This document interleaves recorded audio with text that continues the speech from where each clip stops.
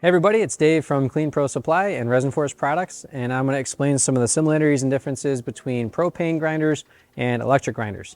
There are some times where you want to use propane, there's some times when you want to use electric, and then there's times, of course, where it really just doesn't matter. I am a big fan of the propane grinders for a couple of reasons, but there's also times when you're going to want to use specifically just electric grinders.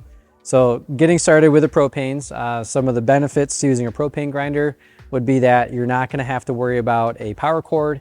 You don't have to worry about a power source. All you really have is the motor itself, the propane tank, you turn it on, and then you just have the vacuum hose that's dragging around behind you or next to you. Very simple to use. You're going to get started really quick. You don't have to tote a big generator around. You don't have to try to find power on a commercial job site.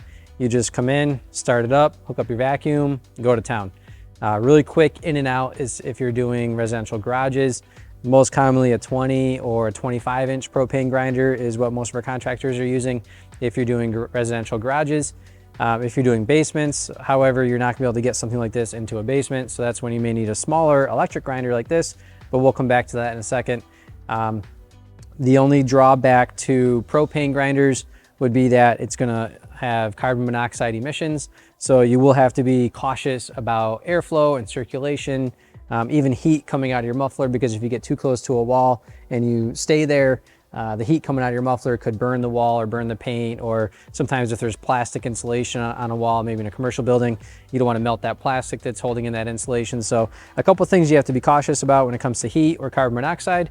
You have to make sure you have the proper ventilation, maybe a fan like this in a doorway, or open up windows or roof vents or whatever. We do have a separate video that talks about carbon monoxide. Make sure that everyone is running these machines safely, so you're not going to get carbon monoxide poisoning.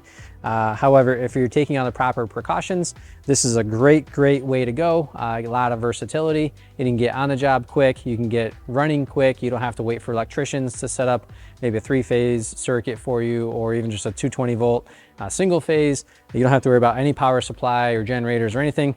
You just come in, start the machine up, let it warm up, and hook up your vacuum and go to town. So I'm a big fan of the propane grinders for that reason. It's just a lot easier to use.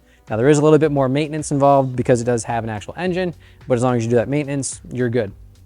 Switching gears over to the electric grinders, one of the biggest benefits is that there is less maintenance because you just have an electric motor. You don't have to maintain a propane motor, but you're going to be limited a little bit because if you don't have the proper power supply, you're waiting on an electrician to get you a circuit to plug into, or maybe there's just not power close enough to the job site. You will have to buy an extra generator. So, if you're doing residential, even if you have a much bigger electric grinder, it doesn't matter the size of the grinder, electric is electric. So you will need some sort of generator if you're doing a mobile operation, or if you're on a commercial job site, you have to make sure you have adequate power. Not necessarily a bad thing if that's readily available, but sometimes you do have to just plan that into your scope of work or the bid or whatever you're doing to make sure everyone's communicating so you have adequate power.